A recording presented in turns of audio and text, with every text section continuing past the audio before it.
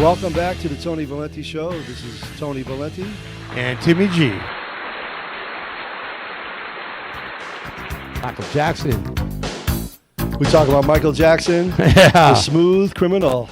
Right now we have our guest, Bob Duncan. He is the former mayor of Yucaipa and sitting member of the Yucaipa City Council. He's quite an interesting guy. He's controversial, and he tells it like it is. So we're going to ask him. And he came here just for the Chocodiles because we told him we'd give him a whole box of them. Yeah, That's I why don't he see showed any. up. I don't see any here yet, so I'm waiting. That's the only reason I came. Bob, Yucaipa's been hit really hard with the coronavirus. In one area. In one area at the rest home or the retirement home, right behind the Stater Brothers there on Yucaipa Boulevard. How is Yucaipa handling the coronavirus, and what do you think that we should do and do better or stop doing even? So we were sort of like everyone else. We weren't really considered a hot spot until all of a sudden that convalescent home on 4th Street behind the Stater Brothers contracted apparently a lot of cases. So like of the 50 cases or so? Something like that, Yeah. 57. They had, initially I heard one lady had passed away, an older lady had passed away, but then I later learned that she had been there, but she was back in Mentone. She passed away in Mentone. But we became sort of the hot spot. The county came down.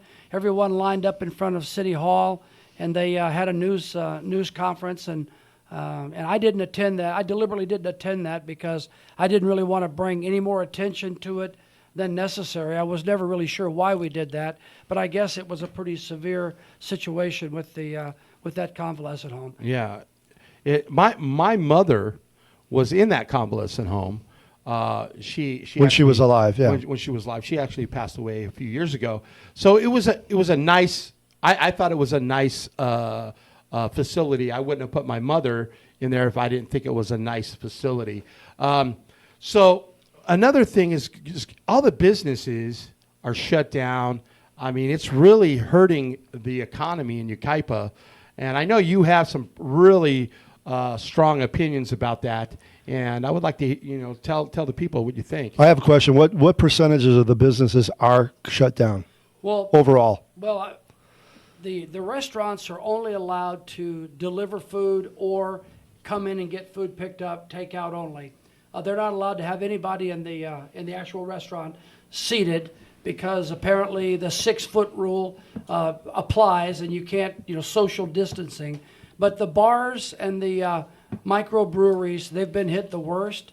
I don't really understand how the government, in my opinion, we need strong leadership in this city, my city, in this county, in this state.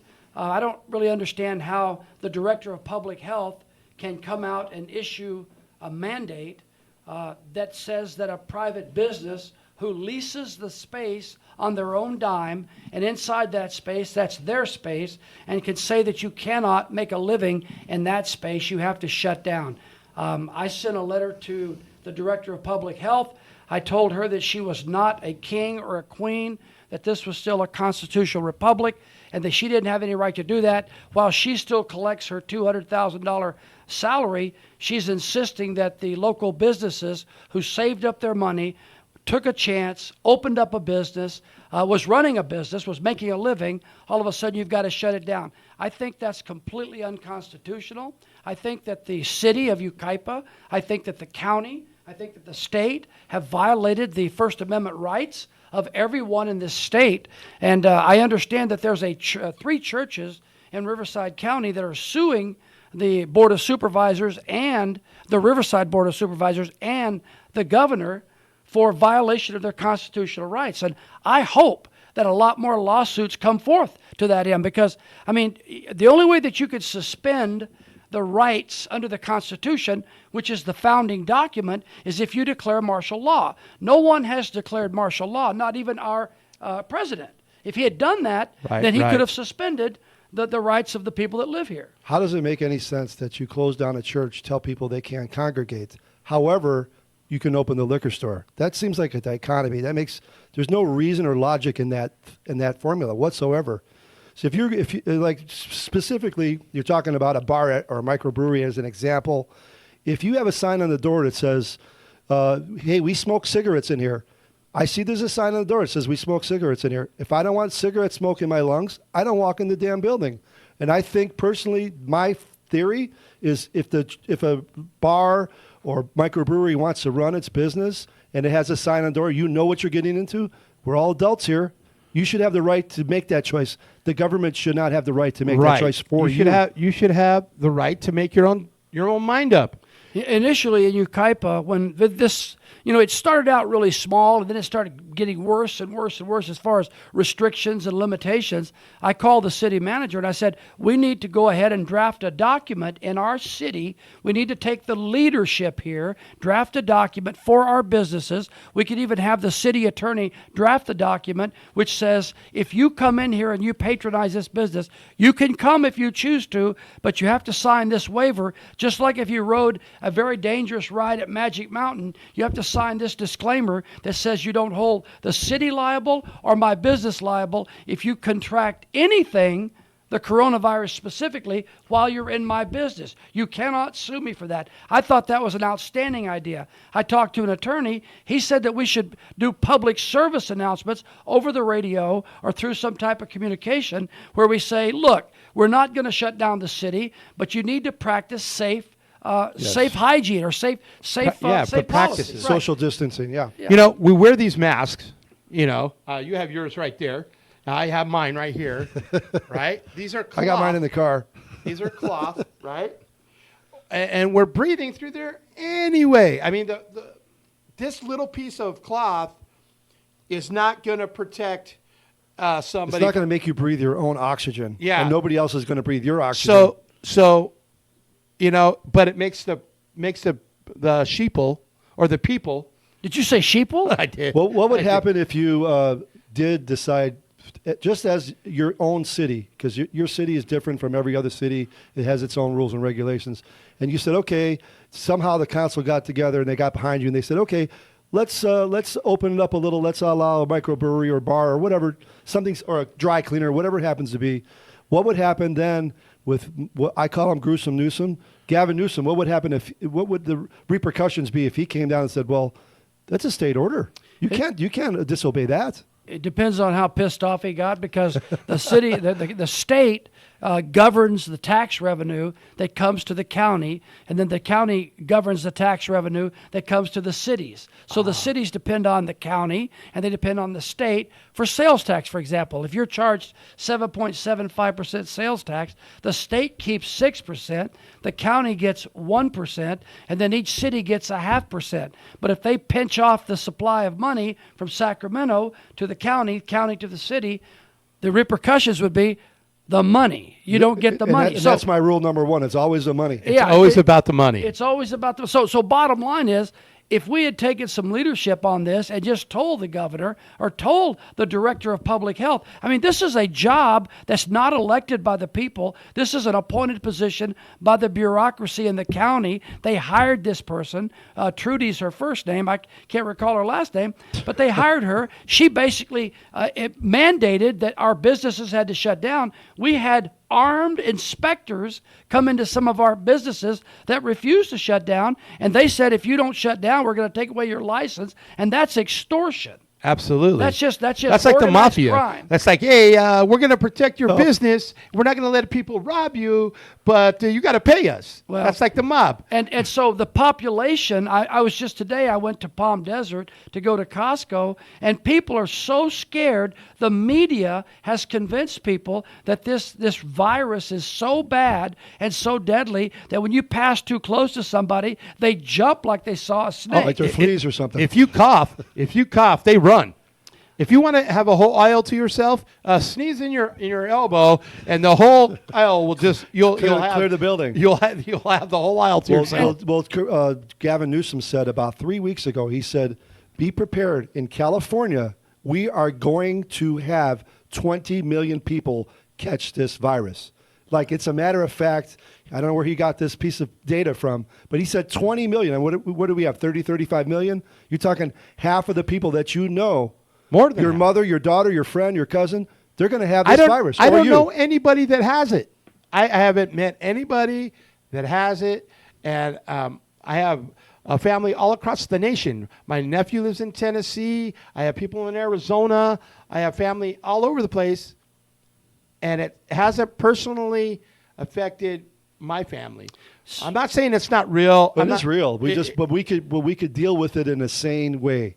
We can still work and live with guidelines. Yeah, And we can go back to work. Otherwise, you're going to have people dying from no money. That does happen too. Well, during the Obama administration, from 2008 till the time he was out of office in 2016, bottom line is there was a lot of viruses that came out of China. In some cases, 60,000 people died. Absolutely. 300,000 people got the virus. And this is no different, in my opinion, than that. I think it might be based on, my doctor called me up and barked at me and cussed at me on the phone because I was sharing on Facebook the fact that I thought it was a scam, or at least I didn't think it was as serious as they were saying it was. Bottom line is, That's your right to say that.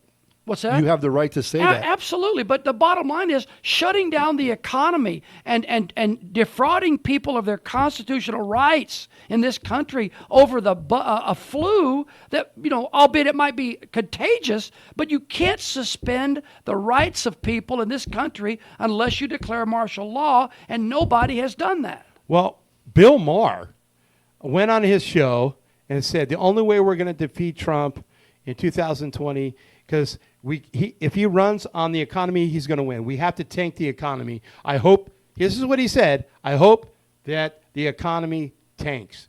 Is that crazy? Well, I think if he runs on the economy, he's still going to win because He's this gonna win virus, anyway. this virus, in a way, really has nothing to do with the economy where it was before this started. We were having a good year.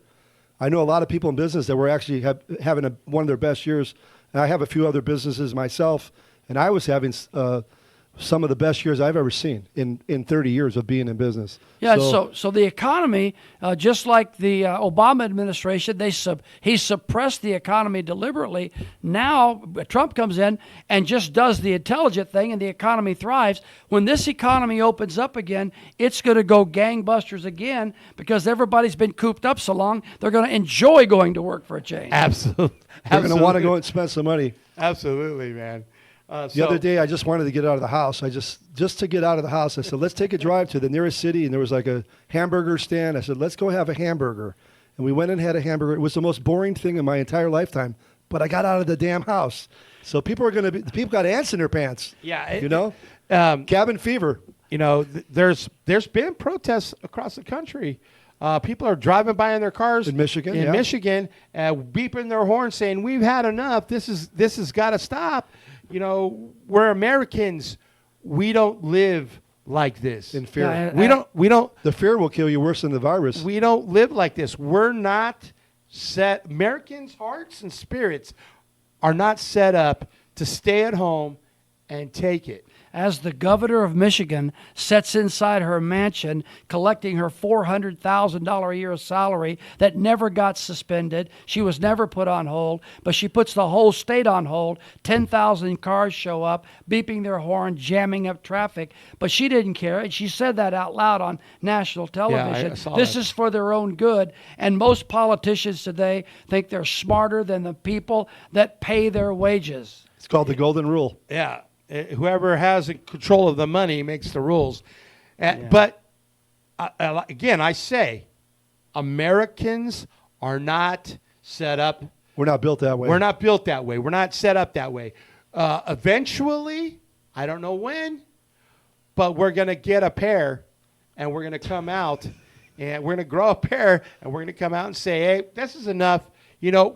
We're glad that you did what you did. You slowed but it's time. It's a hell of a cost. It's Well, a hell of a cost. Yeah, but the bottom line is the reason the government gets away with this crap is because we allow it. And here's the thing: you can arrest one person, you can arrest 12 people, but you can't arrest 10,000 people. There's not enough jails. My son works for the prison system. There's not enough jails They're to letting put us all people in out. jail. They're letting people out right now. If we in this country ever figure out how to unite and get together and come out in force, not just 10,000 people in cars, but 1,500,000 people Yeah. that are pissed off and tired of paying their wages, and they crap on us every day, and they are the elite of this world, and we're just I don't know what they consider us, but the bottom line is, Sheeple. we, the people of the United Well, they're States, sheeple. we pay their salary. Absolutely. Without us, there would be nothing to govern. So, as a mayor, did you find there was any value in people calling the mayor,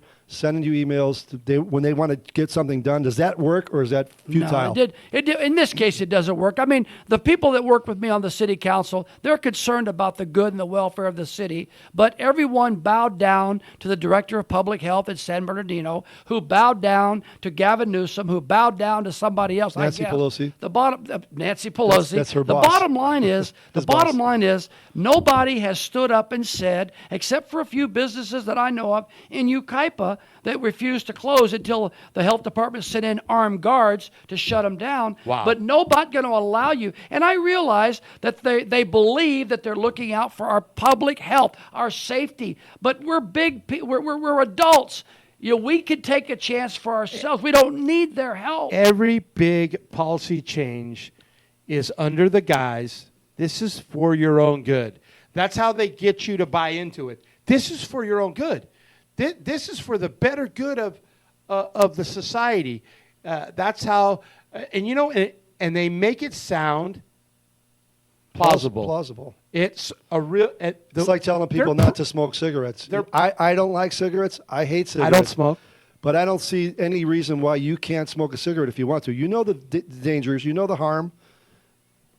Why should I tell you what you can and can't do? Yeah, but as long as you don't take the cigarette and kill me with it. Poke you in the eye with You don't use it as a weapon. Smoke away. Well, notice they're not telling you not to smoke pot. I mean, all of a sudden, pot shops could be open and liquor stores could be open. They're essential. But pot doesn't hurt your lungs. Pot doesn't kill you. Oh, come on now. Well, I'm just saying, pot doesn't hurt you, but it's the same thing. You're sucking in fire into your lungs. There's no pot shops in Yucaipa.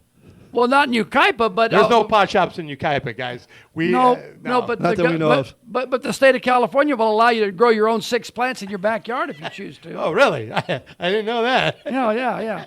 The law says you can have up to 6 adult plants on your own in your backyard as long as you protect it from the children. That's why But I you have. can't have more than I don't 6 even- adults in the room right now. I don't That's even illegal. have plants because I kill every plant I've ever had. So Well, I mean, I'm not anti-pot. I mean, but I'm just saying it doesn't make any sense. You can't smoke cigarettes, but you can drink booze. You can smoke pot because it's got a medicinal value, but a high is a high. There's Yeah, some strange reasoning in this country. Lots of strange reasoning. It's a nonsense. It's complete nonsense. sometimes I wonder, what people really, why don't people see it?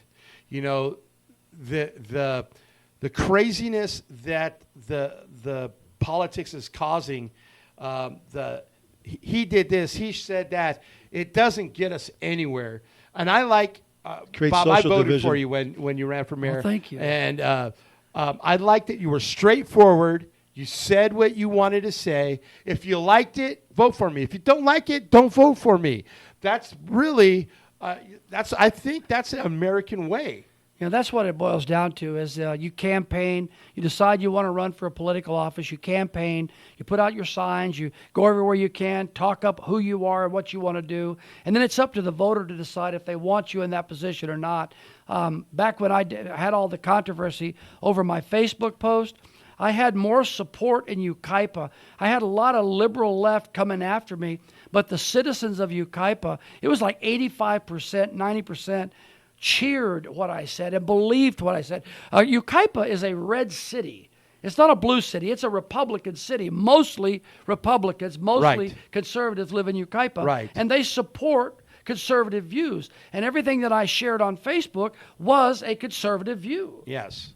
And And you got holy hell for it. And we're here at this. holy hell for doing that. I didn't get any crocodiles for it, I'll No. tell you that. That's a fact. Maybe I should send you some crocodiles. He's doing the jokes here.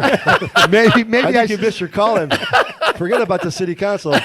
We pay in chocodiles, baby. Well, I'll tell you, I'm back next time if you're going to pay me in crocodile, like I guarantee. Well, you know what? Here's the thing. when this is all over, if it's ever over, I don't think this is ever going to be completely over because, they're going to gradually go back to being normal. But I don't think they're going to ever let us go back to being normal. But the only thing they're going to remember is we told them to stay home, and they did without any authority. Now, the next thing that's going to happen, I predict this, write it down, gunpowder in your bullets in your house causes cancer. You got to get rid of those bullets. That's next. And then everybody, just these leave people, them on your porch. We'll come and get that's them. right. Now, all these people are going to give up their bullets. They're going to keep their guns because they have a right to the gun, but no bullets. Oh man, and that's the way the world's going. They come up with scenarios that sound plausible, and it's for your own good. And if you do this, the world's going to be better.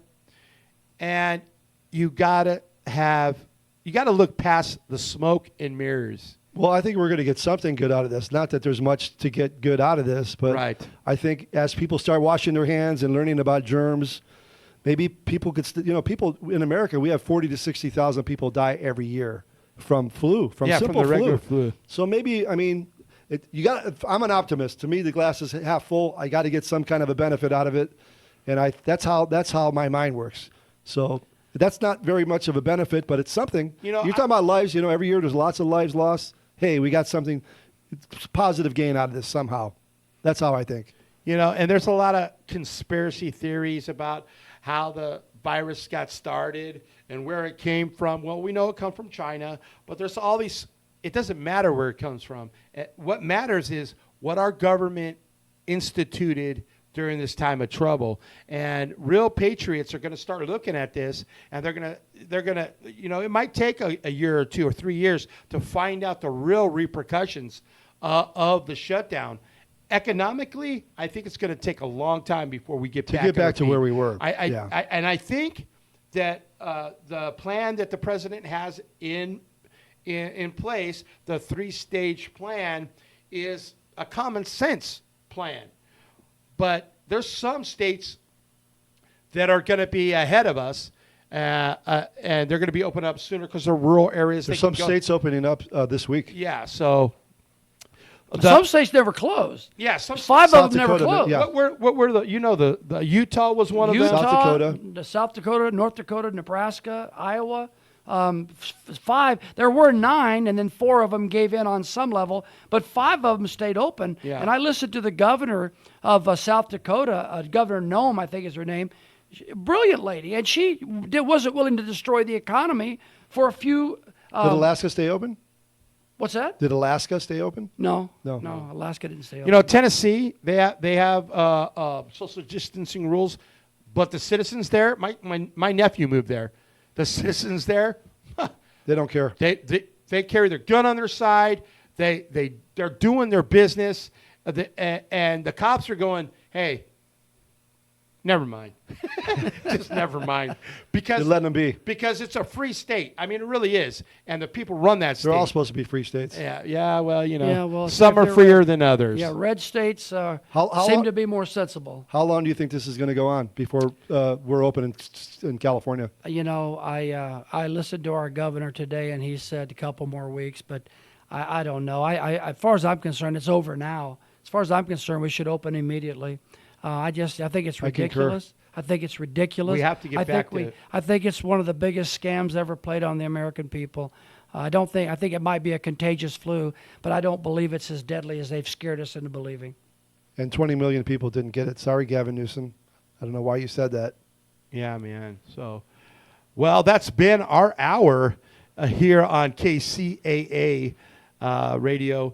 Want to thank the former mayor, Absolutely. current council member, for coming down and giving us a little And you're welcome here. little anytime. fire. If you- We if need a you little have something fire you in wanna this talk country. about, He's full of fire. call me Piss up and vinegar. we'll put you on. I appreciate it. It's been a pleasure being here. I hope that nothing I said gets you in any trouble. Not too much. Not much. And we're used to it. Well, I got sound in my ears. Is that why he's an engineer? He cuts us off? Is that what he does? He's the engineer that cuts us off. He's an engineer cutter. Well, that was a EC. lot of fun, boys.